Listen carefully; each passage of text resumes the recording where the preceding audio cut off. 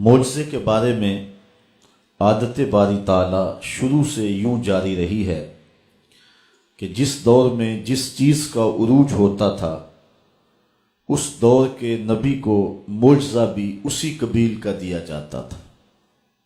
مثال کے طور پہ حضرت داؤد علیہ السلام کے زمانے میں لوہے کی صنعت اپنے پورے عروج پر تھی۔ لوہے کو گرم کر کے، نرم کر کے، ڈھال کے مختلف صورتیں ظروف بنانے کا مزاج وہ قوم رکھتی تھی۔ تو جب لوہے کی صنعت اپنے پورے عروج پہ تھی تو اس زمانے میں اللہ نے اپنے نبی حضرت داؤد علیہ السلام کو جو معجزہ دیا وہ یہ تھا کہ وہ لوہے کو ہاتھ میں لیتے موم کی طرح نرم ہو جاتا۔ حضرت موسیٰ علیہ السلام کا زمانہ دیکھ لیجئے، یہ جادوگری کے فن کے عروج کا دور ہے۔ گھر گھر جادوگر پائے جاتے ہیں۔ فرعون نے حضرت موسیٰ علیہ السلام کے معارضے اور مقابلے کے لیے جادوگروں کو ہی جمع کیا تھا۔ تو جب جادوگری کا فخر پورے عروج پر تھا، اللہ تعالیٰ نے اپنے نبی حضرت موسیٰ علیہ السلام کو اس زمانے میں معجزاتی عصا عطا کیا، جو کبھی چھوٹا ہو جاتا تھا، کبھی بڑا ہو جاتا تھا، کبھی پتے جھاڑتے تھے، کبھی بکریاں ہانکتے تھے، ضرورت بنتی تو اژدہا بن جاتا، پتھر پہ مارتے تو 12 چشمے پھوٹتے، رات کو اندھیرے میں روشنی دیتا۔ تو جس دور میں جس چیز کا عروج تھا اس زمانے کے نبی کو معجزہ اسی قبیل کا دیا گیا۔ مصر کے کوچہ و بازار میں جب ماہ وشوں اور پری پیکروں کے حسن کے چراغ جل رہے تھے اور وہ اپنی عشوہ ترازیوں اور اداؤں سے لوگوں کے دل پھانس رہی تھیں، تو اللہ تعالیٰ نے اپنے نبی حضرت یوسف علیہ السلام کو معجزہ حسن دے کے مبعوث فرمایا، اور ان کے حسن کے سامنے سارے چراغ بجھ گئے، اور جنہیں ناز تھا وہ اپنی انگلیاں کاٹتے ہوئے دکھائی دیتے نظر آتے۔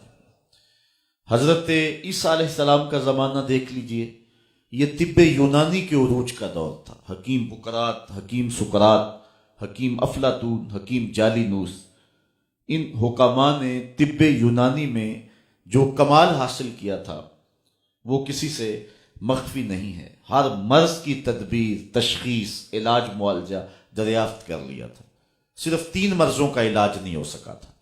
مادر زاد اندھے کی آنکھوں میں روشنی نہیں رکھ سکتے تھے، کوڑی کے جسم کو شفا نہیں دے سکتے تھے، تیسرا ان کے پاس موت کا علاج نہیں تھا۔ تو طب یونانی کے عروج کے زمانے میں اللہ نے حضرت عیسیٰ کو ان 3 مرضوں کا علاج دے کے مبعوث فرمایا۔ وہ کوڑی کے جسم پہ ہاتھ پھیرتے شفا ہو جاتی، نابینا کی آنکھوں پہ انگلی رکھتے نور اتر آتا، مردے کو ٹھوکر مارتے وہ اٹھ کے باتیں کرنے لگ جاتا۔ جب میرے اور آپ کے آقا و مولا تشریف لائے تو یہ زبان و بیان کے عروج کا زمانہ تھا۔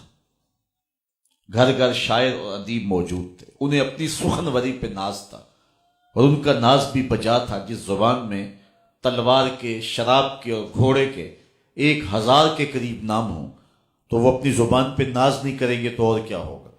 اپنے علاوہ باقیوں کو اجمی گونگا خیال کرتے تھے۔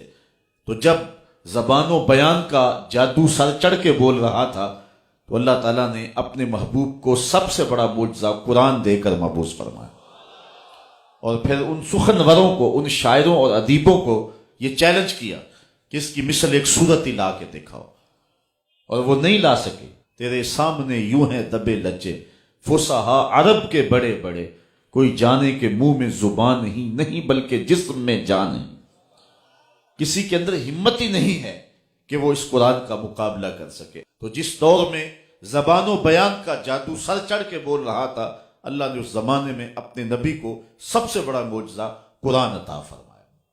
اگر اس تمہید کو آسانی سے ہم سمجھ گئے تو پھر اگلا مرحلہ وہ یہ ہے کہ ہر دور میں جس نبی کا جو عروج تھا اس کا معجزہ اس کو عطا کیا گیا۔ تو میرے اور آپ کے آقا و مولا کا دور مختصر نہیں تھا، قیامت تک دور میرے حضور کا ہی ہے۔ اس لیے صرف ایک زبان و بیان نے عروج نہیں پانا تھا، مختلف زمانوں میں مختلف چیزوں کا عروج ہونا تھا۔ اس لیے اللہ تعالیٰ نے اپنے محبوب کو معجزات بھی کئی دیے۔ پھر ہر دور کی اٹھان دیکھ لیجئے اور حضور کے معجزات کی فہرست دیکھ لیجئے۔